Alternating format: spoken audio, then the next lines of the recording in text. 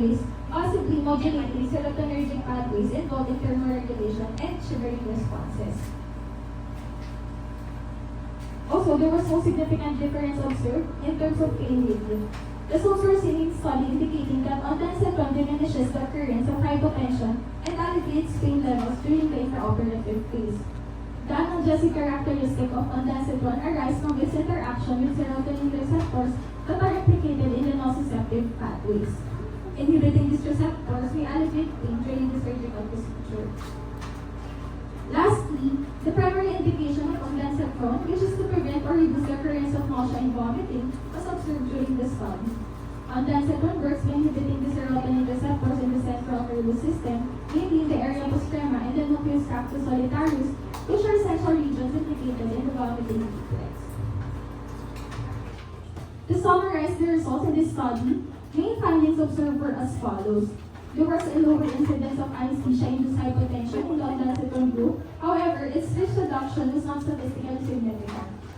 There was also no significant difference in the amount of ephedrine used between the two groups, and no bradycardia episodes was observed in either group. For the adverse events, incidence of shivering was reduced in ondansetron group, no significant difference in terms of pain relief, and there was a lower incidence of nausea and vomiting observed in the ondansetron group. In conclusion, ondansetron exhibited a significantly lower reduction in diastolic blood pressure and in arterial pressure from baseline to 60 minutes intraoperatively. This suggests that ondansetron may help stabilize blood pressure during the early stages of anesthesia, although the clinical relevance of these findings remain uncertain, given that there's a lack of significant reduction in hypertension incidence. The requirement for vasoconstrictors, specifically rescue ephedrine, did not differ significantly between the two groups, indicating that ondansetron's effect on hemodynamic stability may not translate into a marked reduction in the need for pharmacologic intervention. Adverse events were relatively low in both groups, with shivering being the most common side effect. For the recommendations, following the results of this study, it is recommended that IV ondansetron may be considered as a supportive agent to promote hemodynamic stability during spinal anesthesia, particularly for patients undergoing lower abdominal procedures such as appendectomy. Although the reduction in the incidence of anesthesia-induced hypotension was not statistically significant, the observed stabilization in diastolic blood pressure and in arterial pressure suggests a potential clinical benefit. Future investigations involving larger populations or sample size are warranted to validate these results and enhance their applicability across diverse patient groups. The findings in this study may also lack generalized stability due to its conduct in a single institution only, rendering the results potentially inapplicable to other settings or populations. It is also recommended that future studies examine the effects of timing variation and trial of different dosage of ondansetron administration to optimize its efficacy. Extending the monitoring period beyond 60 minutes intraoperatively may also provide further insights into the sustained impact of ondansetron on blood pressure control. Moreover, evaluating the combined use of ondansetron with other preventive strategies such as fluid preloading or vasopressors would offer a more comprehensive approach to mitigating spinal anesthesia-induced hypotension. Finally, given the drug's additional benefits in reducing shivering and nausea and vomiting, as observed from the results, its broader role in improving overall perioperative patient comfort should be explored in future research.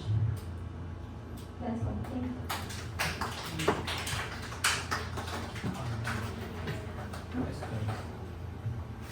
Madaming questions ko. Mga tanong na ako dyan, di ba? Ano yung mga naging arguments ko dyan sa study? Initially po, yung questions po. Initially, the inclusion criteria of the patient was age 18 to 65 years old. However, we lessen it to up to 45 years old since elderly patients tend to have more comorbidities. That's why they're excluded in the study. So, those age group like might contribute din talaga sa findings. It's better to have standardized yung common pag naging ng mga elderly and yung mga comorbidities which is will be affecting the result. And there an effect ba with the rate of yung injection with your with the study drug? Not explore po, but although in the recommendation po, potentially, there's an effect. Kasi wala nang hindi kami nakalagay sa ano yan. Na yung how many saying how many Yes, minutes po, the not duration. included, but the one included was only the timing, The timing. 15 to 30 minutes prior induction. Yun ang giving. 30 minutes prior to. Nasa sample size sila? Ilan? 80 per sample. 40 bali 40 40 yung per group. meron on that 40 yung placebo. Paano 40 na po? Kala ko Uh, 180. 80 lang po. Initially po, there was a larger sample size. Kala ko But yes, was reduced. Maliit na sample size. Yes, Pero depende naman sa ano yan. The sample size depende sa computed to the statistics. Pero pwede na 30. I mean, usually acceptable naman. It's minimum of 30. Minimum. Pero how about your dosing?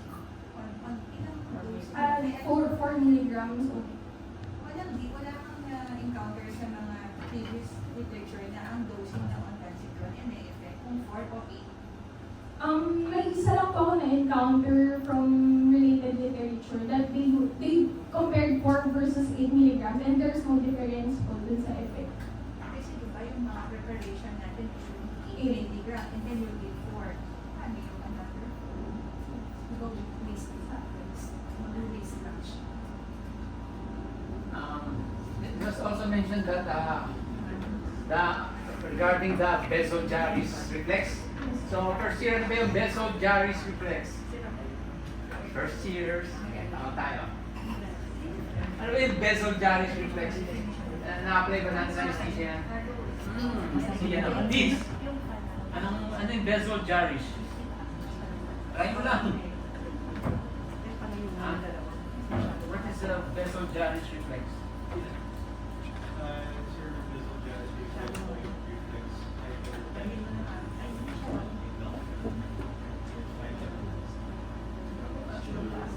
What is exactly in broader term? So what is in physiology? What is not in terms of anesthesia? So what is Besol-Jarvis reflex? Anesthesia ba? Sige, sino yung ayun, sino ang first year? First year. Malis ka na niya. Masasabi yung ano mo buhok mo. Hindi tayo yan. Muro ka dito. Teo, what is the Besol-Jarvis reflex? Sige, search yun na. Then correlate natin with anesthesia. Oo nga. Ha? What is Besol-Jarvis? Wala na encounter yan. Yan.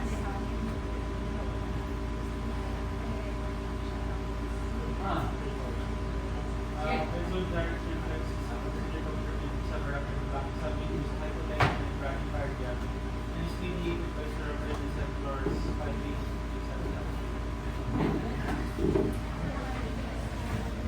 Ayan, dahan-dahan ulit mo. Okay, basahin mo na. The Besol-Jarvis reflex is considered to contribute to subarachnoid block or induced hypotension and bradycardia and is mediated by cerebral receptors 5-HT receptor. How do you prevent Besol-Jarvis reflex? Okay, now by blocking the Besol-Jarvis reflex. 5-HT3 antagonists No, not by giving a pharmacologic agent. So when you are going to prevent Besol-Jarvis reflex, hypertension, secondary to bradycardia, secondary to what about by anesthesia?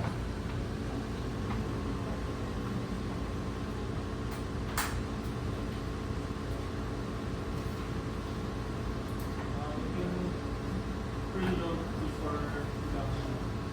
Preload. By preload, so what's the effect of preload in your right atrium?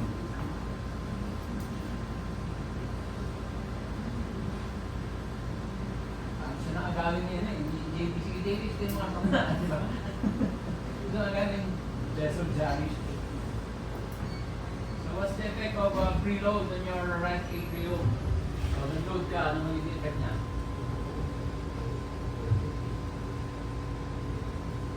Sige kayo. So ano nangyari? Pag increase preload,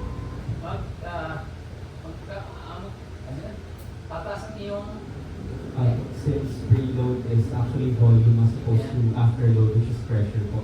If you give preloaded volume on the patient, you can use under spinal anesthesia, or if you preload in general the fluids, its effect on the right atrium po is right atrial, more volume entering the right atrium po, eventually causing increase in cardiac output. Yun yun. So, importante.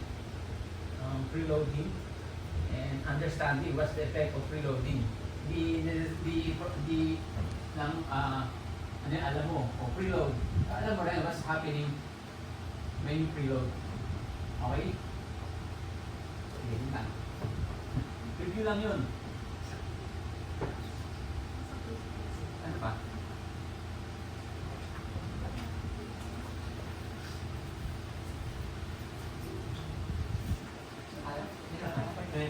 Next reporter. Thank you, Kat. Everyone, I am Abeleda in second year Anesthesia and here at QMMC to present in experiment. So for the objectives of this presentation, first to discuss the etiology, pathophysiology, and classification of heart failure, to recognize the clinical presentation of heart failure, to analyze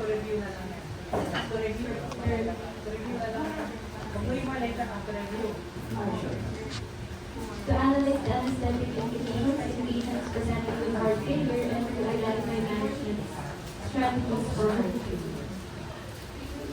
So, heart failure is defined as a progressive clinical syndrome that is characterized by reduced cardiac performance related to impaired ventricular filling or systolic blood ejection. Therefore, there is an ability of the heart to supply adequate blood flow and oxygen delivery to peripheral tissues and organs.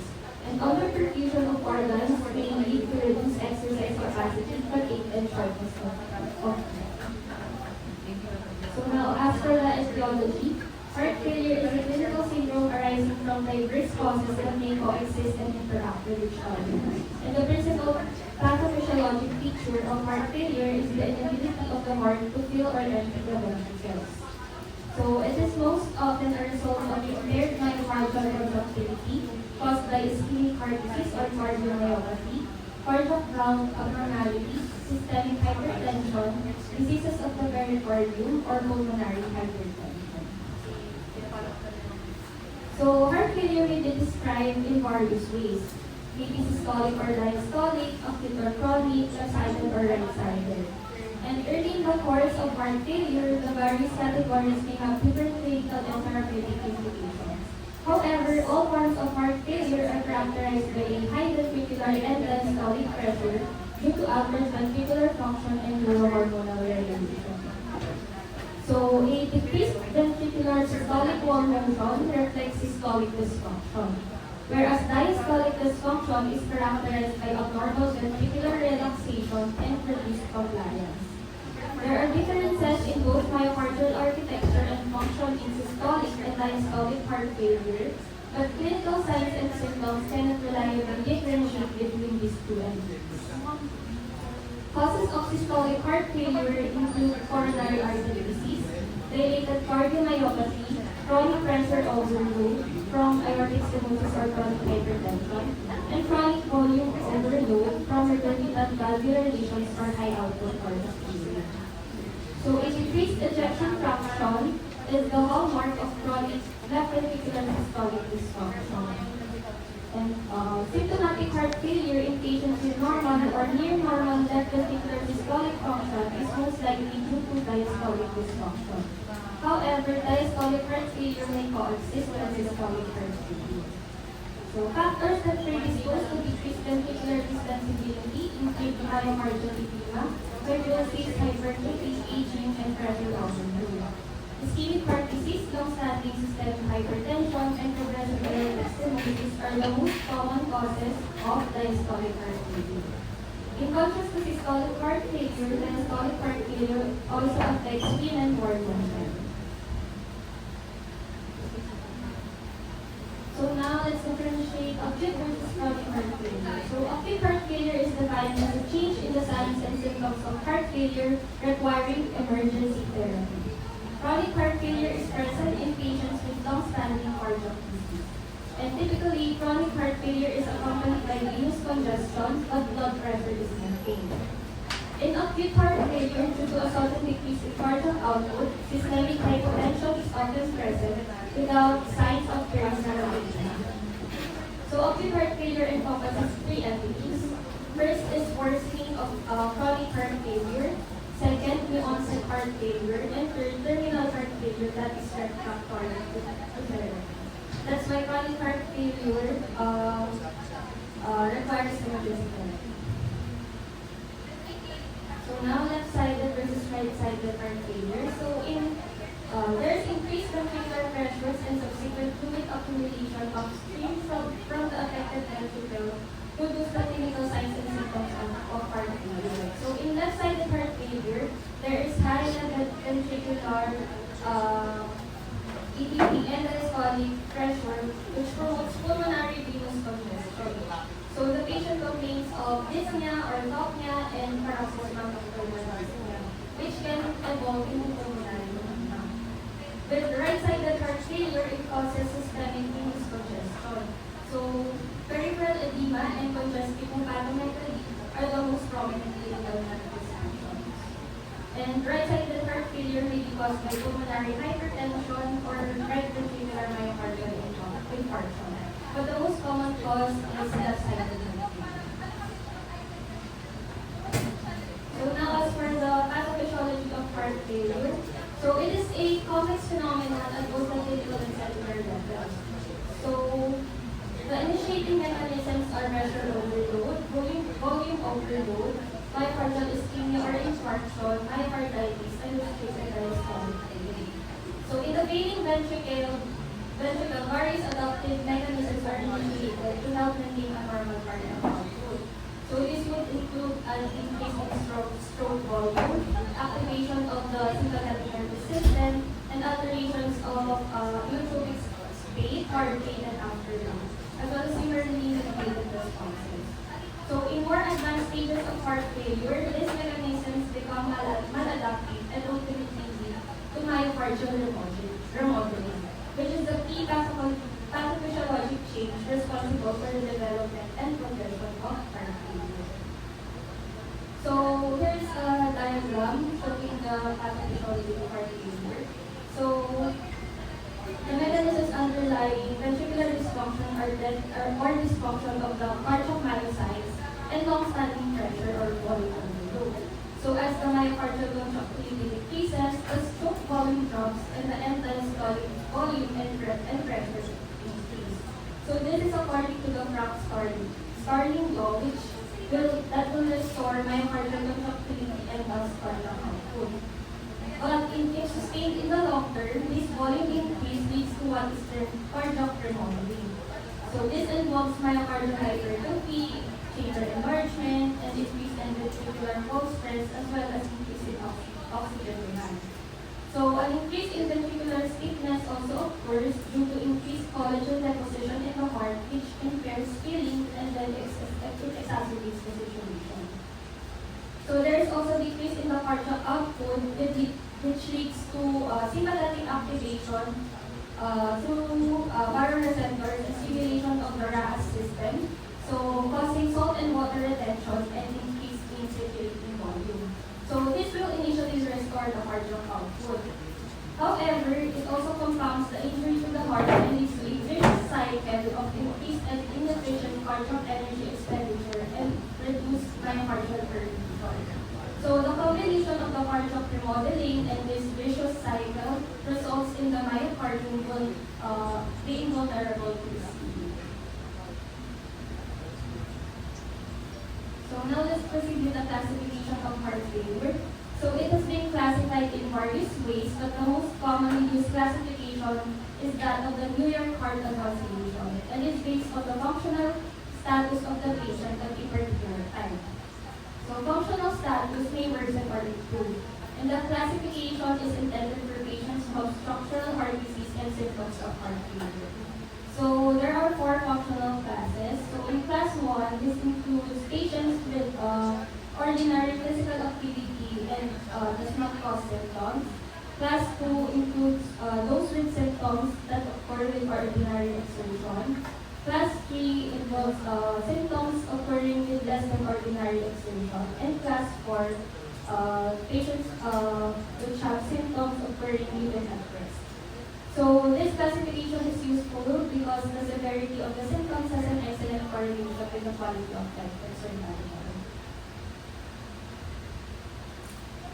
So now, another way to classify heart failure. So we have the American Heart Association guideline for the diagnosis and management of chronic heart failure.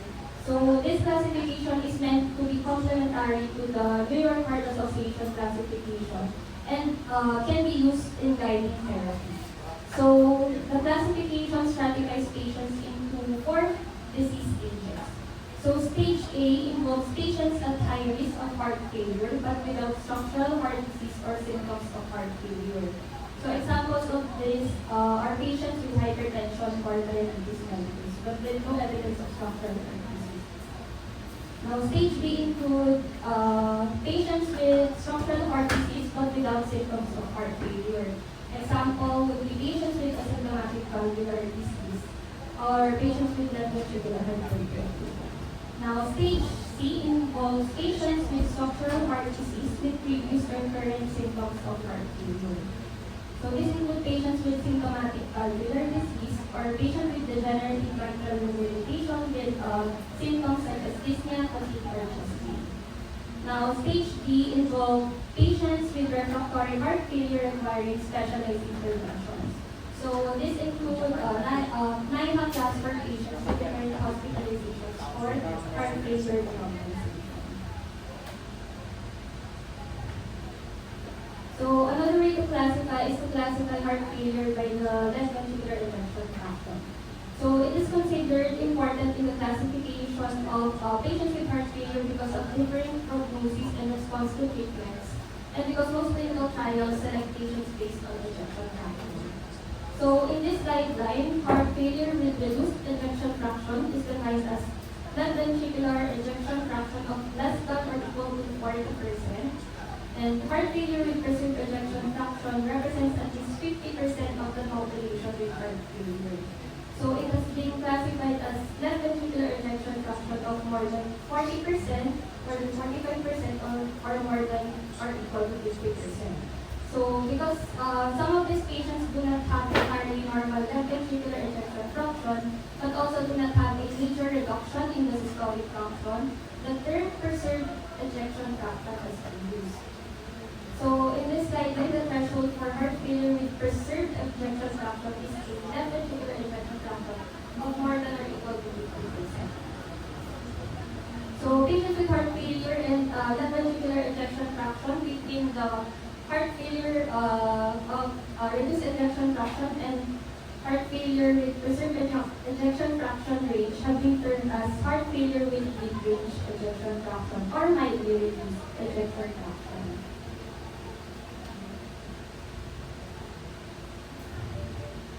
So moving forward to the diagnosis and management.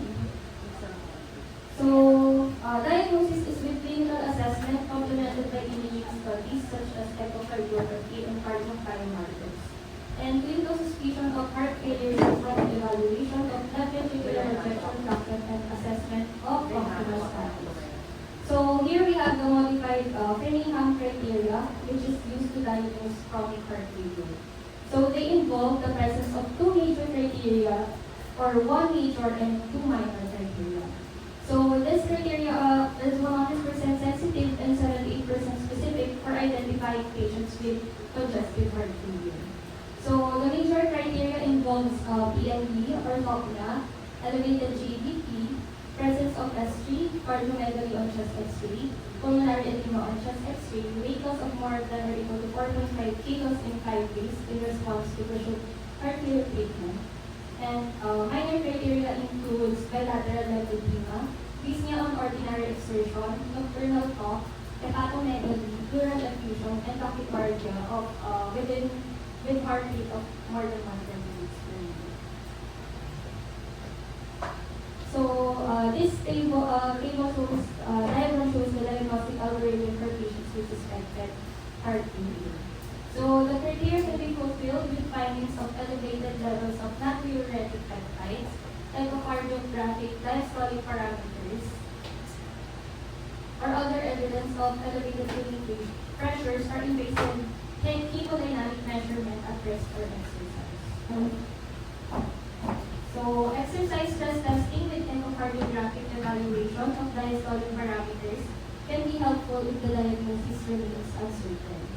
And in addition, invasive hemodynamics at rest or with exercise with assessment of vein pressures, such as with the use of pulmonary capillary wedge pressure or left ventricular end diastolic pressure, stroke volume and cardiac output can be performed to help further establish the diagnosis.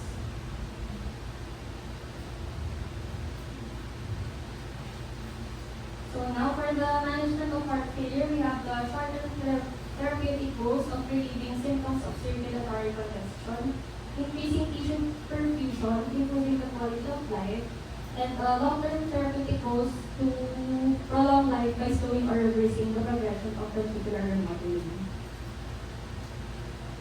So this figure shows the primary targets of treatment in heart failure.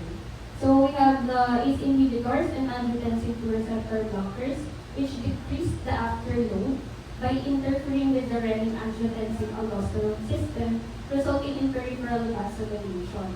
They also affect remodeling and renal blood flow. So we also have diuretics, which may decrease preload by stimulating natriuresis in the kidneys.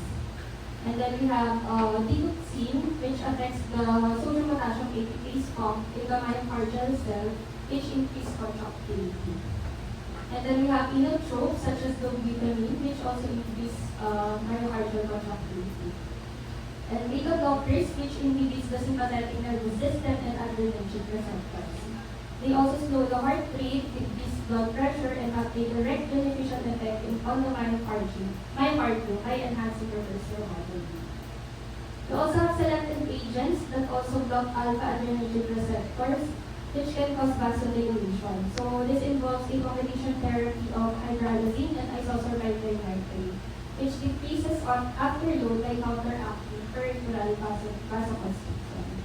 And then we have other methods such as cardiac synchronization therapy with biventricular pacing, which improves left ventricular function and favors reverse remodeling.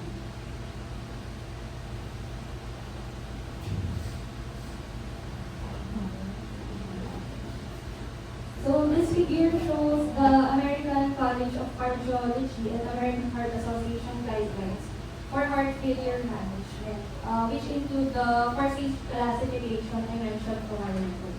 So for stage 8 patients, so this includes patients at high risk for heart failure without structural heart disease or symptoms.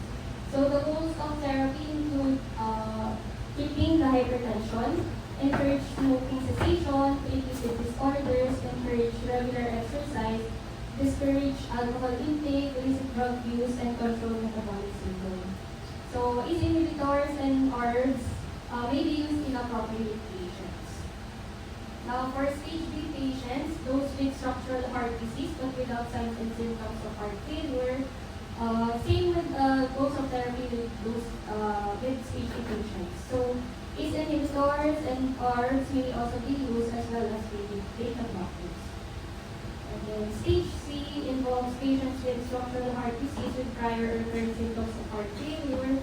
So same goals of therapy as those with stage A and stage B patients, as well as dietary salt restriction. And then the diuretics, ACE inhibitors, and beta blockers are routinely used. And aldosterone antagonists, ARBs, digitalis, hydralazine nitrates, as well as devices such as ventricular pacing or implantable defibrillators may be used in selected patients. Now for stage B, those with refractory refractory heart failure requiring specialist interventions. So there is a decision regarding appropriate level of care depending on the presentation of the patient.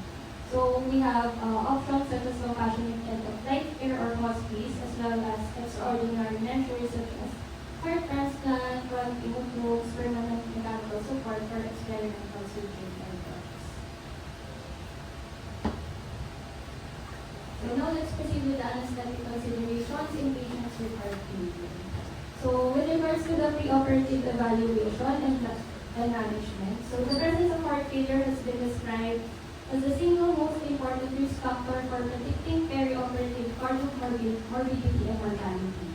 So data showed that heart failure patients had increased risk of developing renal failure, sepsis, pneumonia, and cardiac arrest. And they required longer periods of mechanical ventilation and had an increased per-day mortality. So all precipitating factors for heart failure should be sought and aggressively treated before proceeding with elective surgery. So patients treated for heart failure usually take several medications that may affect anesthetic management. And it is generally accepted that diuretics may be discontinued